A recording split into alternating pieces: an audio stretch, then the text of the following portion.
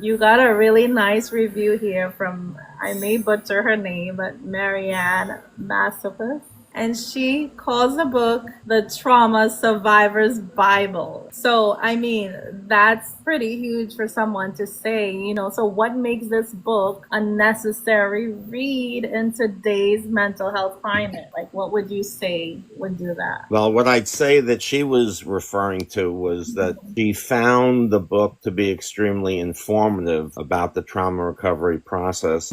I not only recounted my personal journey, and when I say recounted, by the way, I think that I achieved a level of honesty that I really have not experienced as a reader. And I have read over 100 books on trauma and personal development that helped me, and this comes to Marianne's calling it the Trauma Survivor's Bible, that I had collapsed 100 books on trauma and transformation into its pages. At the same time, to tell a candid, painful story.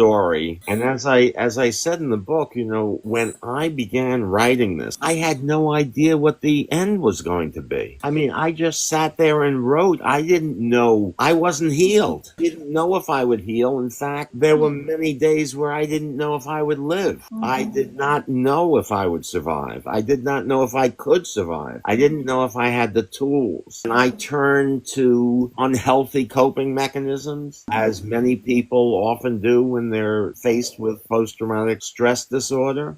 So I want to explain that as much as this was a tremendous intellectual task, if I could say that if you would imagine yourself in a washing machine, your head spinning in a washing machine, and then a dryer, that's how unsettled and ungrounded I was. And, many of the things that I spoke about in the book that helped me heal, I describe them as awakenings like forgiveness that it presented itself at the right time, like mindfulness, like understanding self-love, self-compassion. On some level, I trusted that I would survive, and that sense of hope and willingness to push through served me well.